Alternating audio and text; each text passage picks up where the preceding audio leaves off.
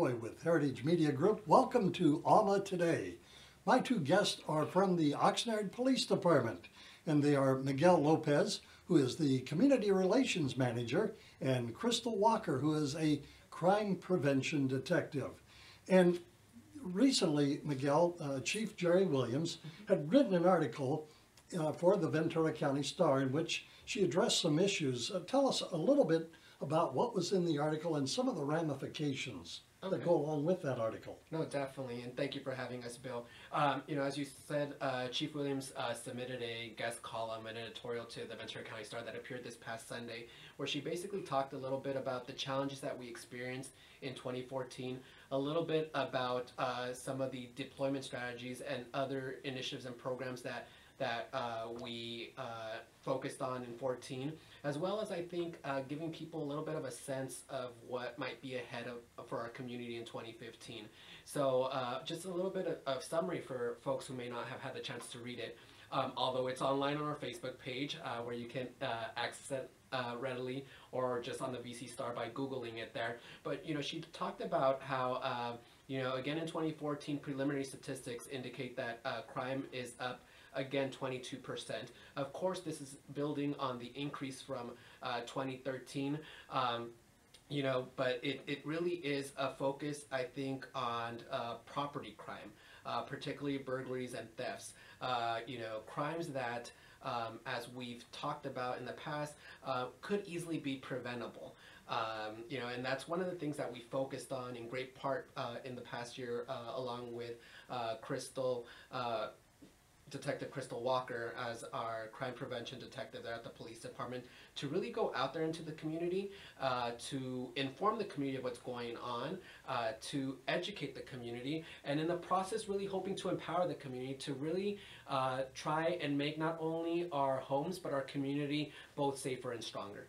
Well, with that, Crystal, why don't you tell us a little bit about what people can do to prevent crime against their property and homes? Sure. First of all, thank you for inviting us out here today.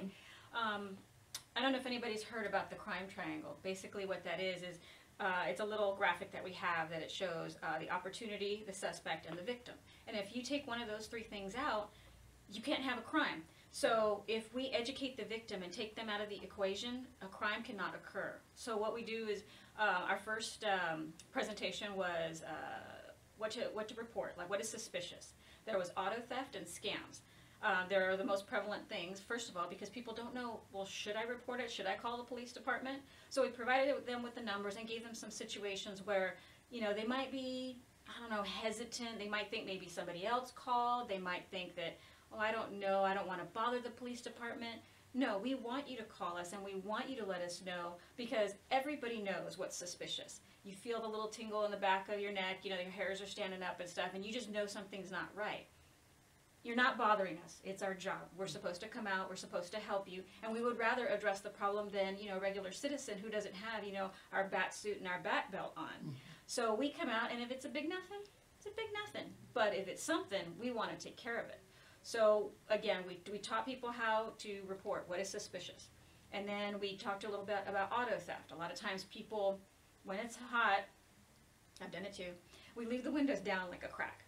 But nobody really knows how easy it is to just get your fingers in there and pull that window down, and whatever's in there belongs to the crook that pulled the window down. Or what they do is sometimes they leave their car running just for the sake of, I'm going to run in real quick and I'm going to, get my coffee, or I'm going to grab my kid real quick. No. What you need to do, and most of our cars do not need to be warmed up, so you don't have to leave your keys in your car. Lock the doors. Because what it is just a big present wrapped and ready in your on your front lawn, or in your driveway, or parked in front of your house for somebody to come by and take the car. And if you leave your keys in your car with your car running, it's actually against the law. You can be cited. So these are little things that, the good people, sometimes we become a little complacent because nothing's happened, we haven't had to worry about anything, and we forget, or we think, this one time I'll do it. And a lot of times I get it's the first time I did it, the first time I left the keys in, or the first time I left the door unlocked, and you know what? But it only takes the one time. Exactly, exactly. So we just try to remind people, and I'll tell you this, throw myself on the sword, police officers need to be reminded too. We have briefings every day before we go out, you know, and get in our little patrol car and go around. But every briefing we have training, and every 6 months it's the same stuff, because we need to be reminded as well. So it's not just that, you know, we're telling the good people out there that are, you know, are not wearing the bat suit. We have to tell ourselves as well. So it's just human nature and repetitiveness. We have to remind people. So you had mentioned scams, Yes. and there are a lot of scams out there. What are some of the ones that are probably the most prevalent? Well, I'll start with the IRS scam. Recently, we've been getting calls at the police department where, oh, the IRS called me and they said that I owe them this much money in back taxes, or they're emailing me. And the IRS isn't doing that. That's not how they collect taxes. If they need to get money from you, believe me, they're going to do it another way instead of calling you up and then threatening to have you arrested. That's not how they do business.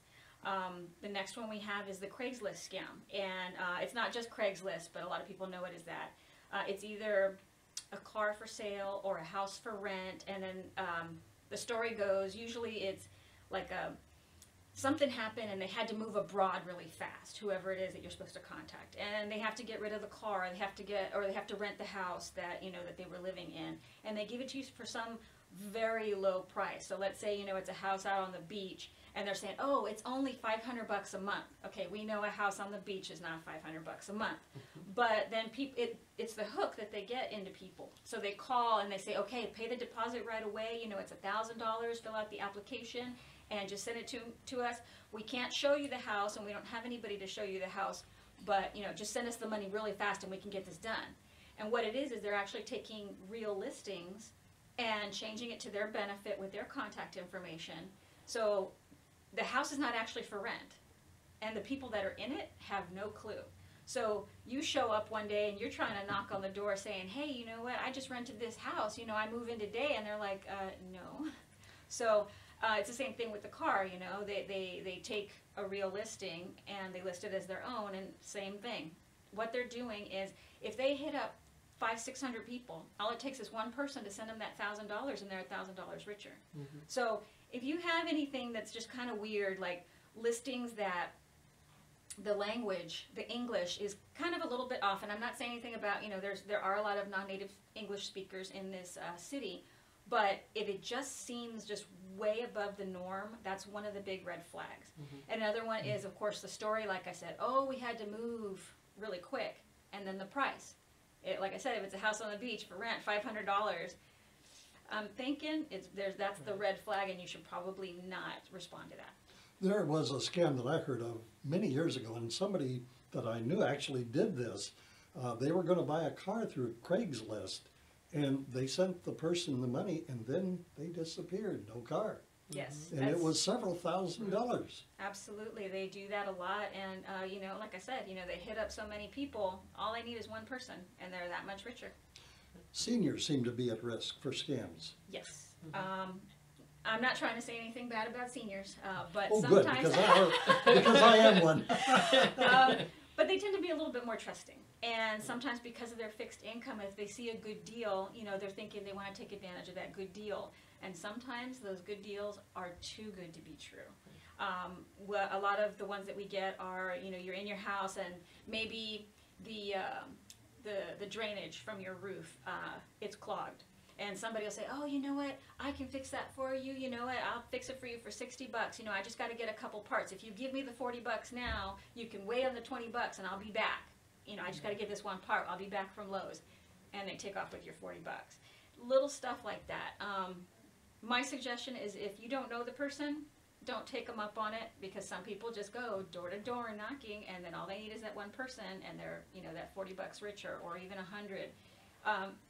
Get a friend, you know, that has used a certain company before that's reputable, or ask them, you know, hey, do you have a friend that knows how to do this? I mean, everybody knows. And of course, a plug, nextdoor.com. That's a website that communities have. So if you live in, like, let's say the Rose Park area or the Windsor North area, you have your own little website where you can talk to your neighbors and say, hey, does anybody know somebody that can fix this for me? You know, somebody reputable at a cheap price. I mean, it's awesome. And the thing is that police aren't involved in this. We're not overseeing the whole thing and paying attention to everything unless you actually, you know, talk to us or you invite us to your neighborhood. So this is all neighborhoods. This is all, you know, you guys talking to each other. You find somebody who can sit your pet or your kid, or hey, you know what? Can you guys watch my house on the weekend? I'm gonna go somewhere. Don't post it on Facebook. Don't do that, please. But you know, stuff like that. And then, you know, we post some crime statistics and stuff. And if you have any other further questions, you can contact us. But you know, it's a way neighbors can get to know each other. I think another valid point here is that contractors are to be licensed. Yes. And you can actually research their license number to make sure that they are, as you would say, reputable. Absolutely, and plus they have to have special licenses to work in the city. So if they don't have those types of licenses, I wouldn't suggest working with them unless they are a friend of a friend, you know, that just happens to know that type of stuff, but not just somebody that comes and knocks on your door. That's asking for trouble. And what other kind of scams are out there? You mentioned the IRS and a couple of others. Are there any others that might be out there that we should be aware of? Yes, one big one, the lottery scam. A lot of people have fallen for this, I'll say, and basically they have a lottery ticket and they stand outside a store and they might have a partner in crime, they might not. But let's say you're exiting the store and what they'll tell you is, hey, you know what, I can't cash this because I don't have papers. I'm not from this country. And you know what, if you give me, it's for $1,000, so if you give me $500, I will give you the ticket and you can cash it for the other $500 and here we go. And you know, a lot of times people say, oh, well, I don't have the money with me. We can go to the ATM right now. Or hey, you know what, I'll accept your iPad or your iPhone or whatever it is, and they take electronics. And some of these people have actually, the victims have driven the suspect to their house and given them stuff. And I don't mean to laugh, it's just sometimes when you think about it, you're like, oh, how did they, you know, get you know, duped by this? But it sounds so good. And they have this planned out, and like I said, sometimes they'll have, you know, a second person that's like, oh yeah, you know what, if you're not going to do it, I'll do it. So it kind of entices them even more that, oh my God, somebody else is going to, you know, get that money. So turns out, obviously, that the ticket is false. And it doesn't matter if you're from this country or not. If you win, you win. You can cash the ticket. You don't need to have somebody else who has papers to do it for you. So some people have gotten taken in for that. And then one similar to that is, oh, I found this diamond, it fell off a truck. That one's really, really funny because usually if it says it fell off a truck, you probably shouldn't pay attention. That's the big red flag. And again, hey, you know what, I took it to a jeweler, it was appraised, it's for this much money, I don't need it, I need the cash, I will give it to you for this much money. And then of course, they go to the ATM or they give them the electronics and then it turns out obviously it's fake.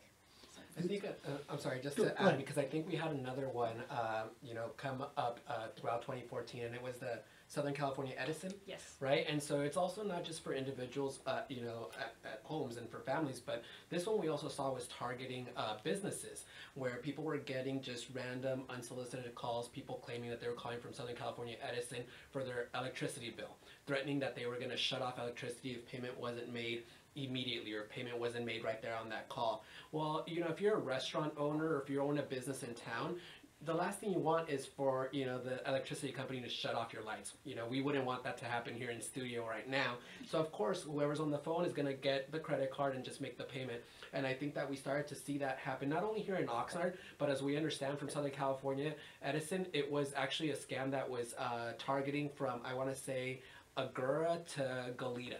Right? And so there was a heavy concentration here in the Central Coast, and a lot of people were being taken for that. And like I think like Crystal said, you know, if it just sounds suspicious, you know, always err on the side of caution, and we would encourage people to, you know, just get a contact. If you could just ask them, if you could give me your name and a direct contact where I can call you back in 5 minutes. I'm tied up right now, or I have something on the stove, just something where you can call them back in 5 minutes. I think oftentimes you'll see that, you know, it will unravel quickly, and then the call will abruptly end. But, you know, just know that, you know, like with the IRS scam that Crystal was talking about, or the Southern California Edison one, you know, they're not going to call you to collect payment. Big companies or corporations don't take this upon themselves. If anything, they contract, you know, a contractor to do their collections for them, right? So, you know, I'm guilty of it myself. Sometimes I get behind on my electricity bill until I get like my red disconnection notice, and so just know that, they're going to take those steps. There's going to be a final notice that you get with an 800 number. And always, if you need to, just tell them that you really have to run or you can't take this call, you're not available right now. And you're always able to kind of do your due diligence, research the phone number, and just contact them to see if it's something legitimate. Another thing that we should probably talk about is identity theft. That's Yes. pretty prevalent as well. Yes, especially with a lot of the breaches that, I think some larger companies have had. So I think in 2013 and 14, there was the big breach with Target. There was a similar breach with Home Depot. I think Yahoo itself, as a search engine for all of you who have Yahoo accounts, also had individuals' private information compromised. And as you know, they just need the basics. They need your name, in some instances, some other identifier to yourself, and they're able to start, that phishing trail. But I think that's why the federal government as well as local law enforcement encourage you to check your your credit once or twice a year. There's the big agencies that provide the free credit checks, but it's important to monitor it because especially in today's day and age with technology, with so many people with apps for their credit cards, for just the different things on your phone, and just people who do e-payments and set up their accounts online. It's so easy for someone. It doesn't have to be someone locally. Quite frankly, it could be someone overseas. It could be hackers around the world. It could be those people who just drive on doing this type of deviant behavior, who are going to find an opportunity, and like the burglaries and thefts that Crystal was talking about, if there's an opportunity, they're going to seize it, and so it's up to us, no matter whether it's property, burglary or thefts from your vehicle, your home, or over the internet. Our job is to make it more difficult to not become a victim to these crimes. It seems to me that during the holidays, we have a renewed emphasis that if you have items in your car, lock them in the trunk, Yes. get them out of sight, because people can easily get into a car. They don't have to smash windows. There are devices where you can actually get into a car if the car is locked. Well, a couple things I think to that, and that's one thing that Crystal definitely covered when we did our seminar focusing on burglary and theft, that especially with older model vehicles, so for people who may have a Honda, Toyota, just a more common vehicle that is older, over time your key just wears out, right? So it might be, and I remember as a kid, in the 80s, with our family car, and it was the same thing, that you didn't have to have a Chevy to open up a car. You could pretty much just insert a key to another vehicle, and it was enough to open it. And it's just the normal wear and tear that you have. Of course, now with the keyless entry and a lot of the gadgets that makers now have, it's a little bit more difficult. But yes, it's definitely to secure your property and leave it out of plain sight. So whether it's in your vehicle, definitely take the time to put your property and your valuables in your trunk or in your glove box, just out of sight, because anything that indicates that there might be something of value. So for example, even leaving a cord, right, that to charge your phone as you're driving, might be an indicator that there might be something of value in the vehicle. It might be in the glove box, or it might be in the trunk, and it might be just what they need to draw their attention to still, lower the window, break in, pop the trunk from the inside, and then they have access to it. So it's really about, not showing any sign of valuables, not only in your vehicle, but also your home. So especially like the holidays, like you were talking about, Bill, it's one of those things of like, oh, I'm just gonna run to the market, to grab a couple things that we need to make dinner, right? So you leave everything open. Perhaps you leave your window slightly open because you might leave something in the stove, simmering, which you're not supposed to do either, because then you call our friends at the fire department. But, it's one of those things like, make sure to secure your doors and your windows, lock them, secure your property, and also take the time to close the drapes or the blinds, because even within that, like Crystal was saying, you have people, it might be youth, it might be older people in our community, but they'll go door to door. And what they're looking is for opportunities, right? So they're going to be going door to doors, they're going to be looking through doors, they're going to be looking through windows. And if the opportunity is there, you better believe they're going to seize it and take it. And I think that's why we've seen crime go up in our community. What about the effectiveness of a neighborhood watch program? Definitely, and we've seen that. So for example, we actually started a couple new, or reactivated, I should say, a couple neighborhood watch programs in our community. For example, the West Village neighborhood, we started to see a problem there with property crime. Also, we suspected it was youth, students, from the local high school there, who were, again, just basically walking home and walking through, streets and neighborhoods and looking the opportunity. But, we had a concerned group of neighbors who reached out to us. I want to give a shout out to Rich at West Village Neighborhood, because he's been a tremendous partner in public safety, taking the initiative to form a group, and they've really have grown, and we've really seen I think a vast improvement in terms of activity, I'll say, in the West Village neighborhood. In the city of Oxnard, with the Oxnard PD, is there a contact number where people can go to find out more information about setting up a neighborhood watch program? Certainly, and we actually have a video. We recorded one, myself and Crystal, at the end, also in this past year, part of our Operation Safer and Stronger initiative.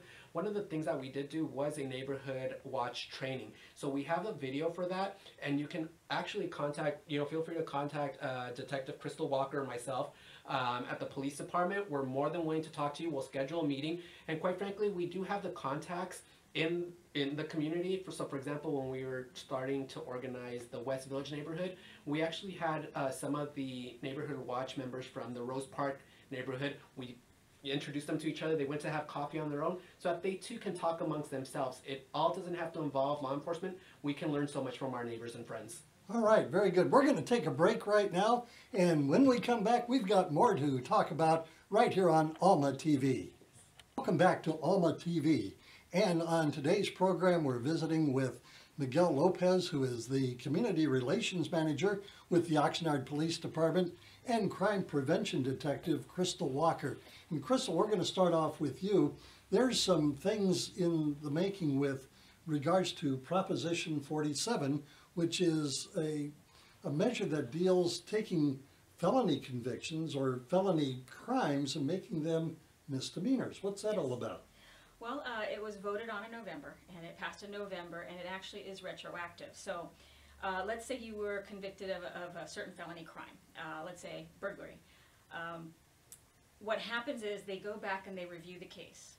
And if you have already served your time, they will release you, because now that the burglary becomes a misdemeanor, misdemeanors are only punishable by either time in county jail or a fine or both.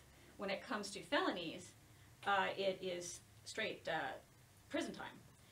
I'm sorry, let me go back. Infractions are like a traffic ticket, and that is just a fine. So to differentiate those. So now let's say you served, a couple years for that burglary, and it surpasses the time that a misdemeanor conviction would have had, you get out. And from what I understand, in the county of Ventura, there's going to be about 300 people that are going to be reevaluated and will probably soon be released back out into the population, because either their punishment doesn't fit the crime now, and they've served their time, or it's just all being reevaluated based on the realignment. And Miguel can speak a little bit on that. But what it does is, again, a lot more people are going to be coming back into society that probably would have served a longer time had the bill not passed. What about those who are repeat offenders? How does that affect them? Well, one in particular, shoplifting. It used to be that there was a felony section 666, which is a petty theft with a prior. And of course it would carry a felony sentence.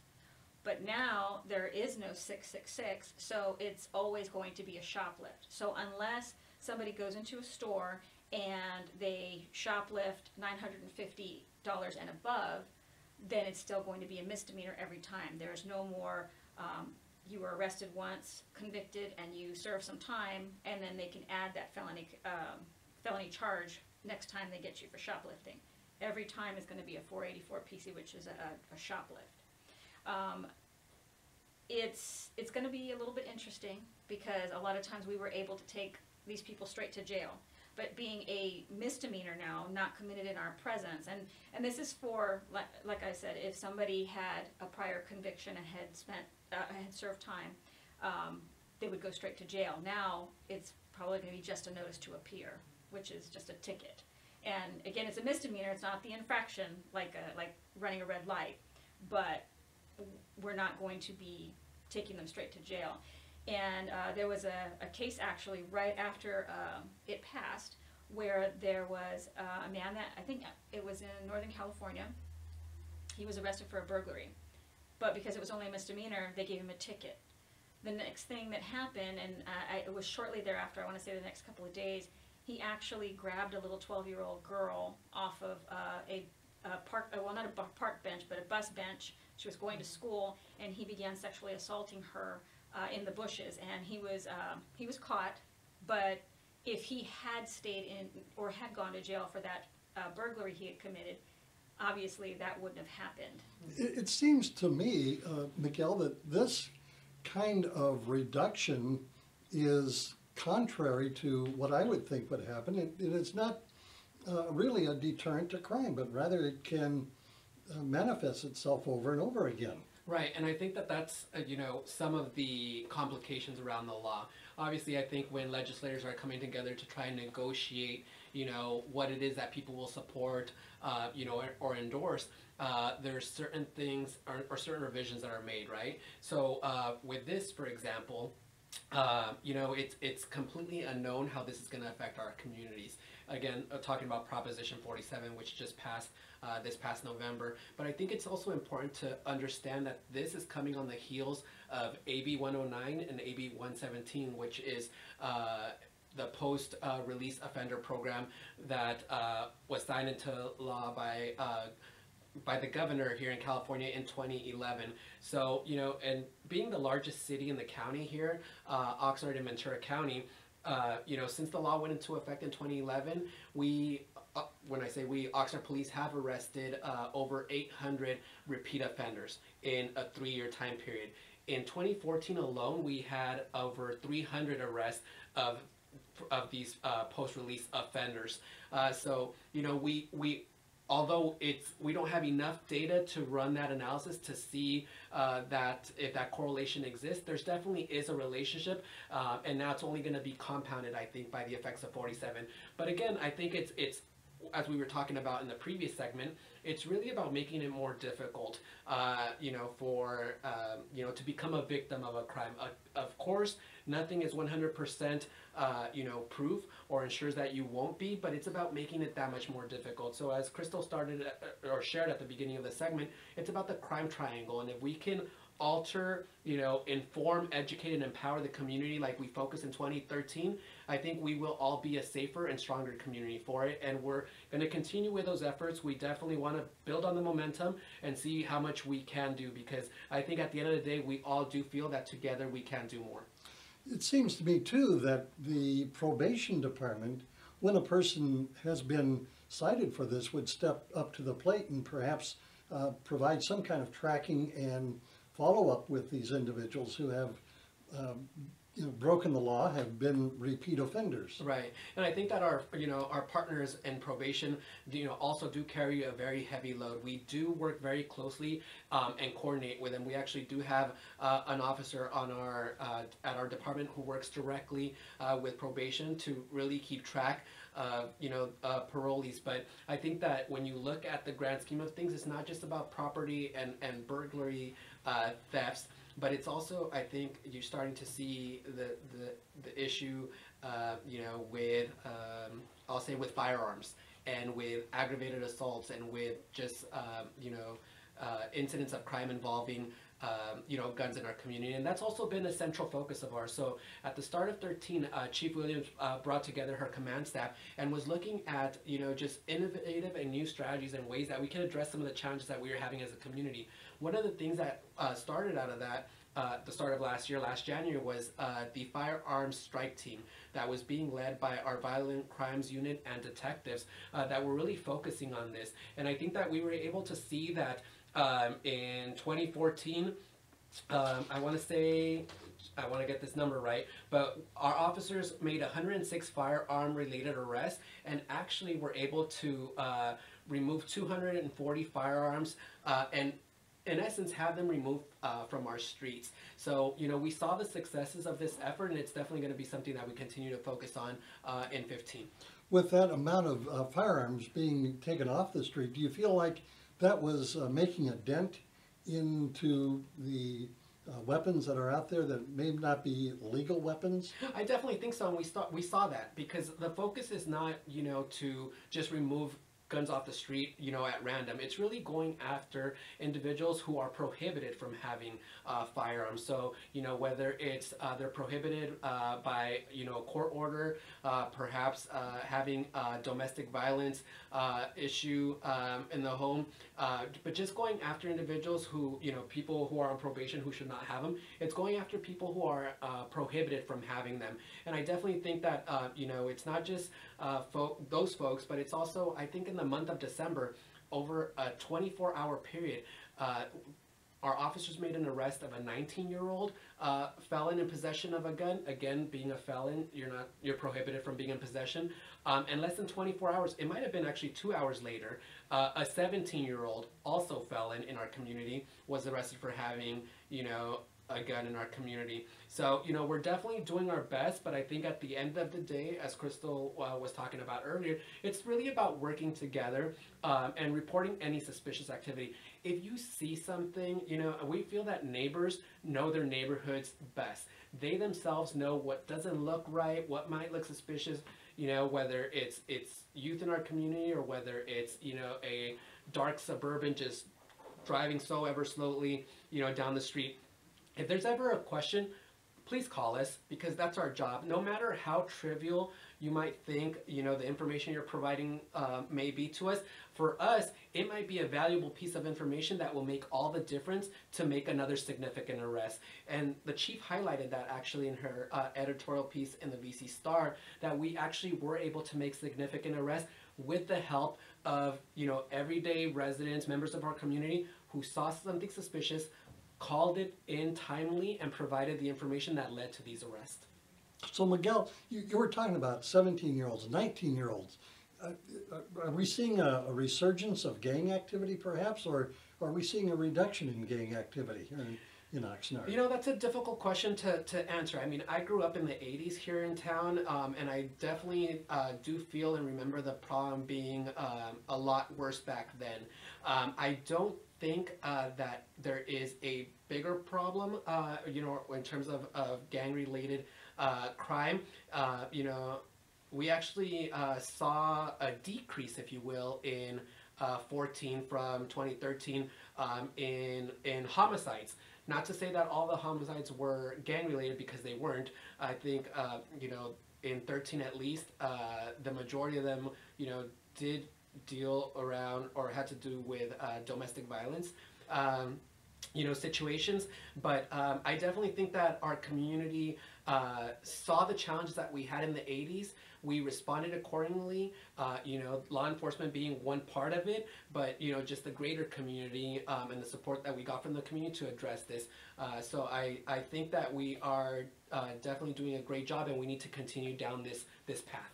Crystal, how important is it for the community to get involved? We talked a little bit about neighborhood watch groups and that kind of thing, but maybe from your perspective as a crime prevention officer and a detective with the Oxnard PD, how important is it for the community to partner along with Oxnard PD? Well, mainly it's because we all are a community. The police are part of that community. It's not just the public, people who live in their little houses are the community. It's everybody together, and we all need to help each other. Yes, we respond, but the thing is that everybody knows their neighborhood, just like Miguel hit on. Everybody knows what's going on. If there's something weird going on, you gotta let us know, because we would like to be there 24/7, but we can't. So you know what should be there, you know what's suspicious, give us a call, we'll check it out, we'll take care of it. Now, again, if it's nothing, it's nothing. If it's something, it's something. But a lot of the arrests that we've had, really good arrests, have come from the public, our partners in public safety, if you will. and they've been recognized actually by the chief. We had one just recently. Where was it, Miguel? The one that you guys just did. Was it the collection?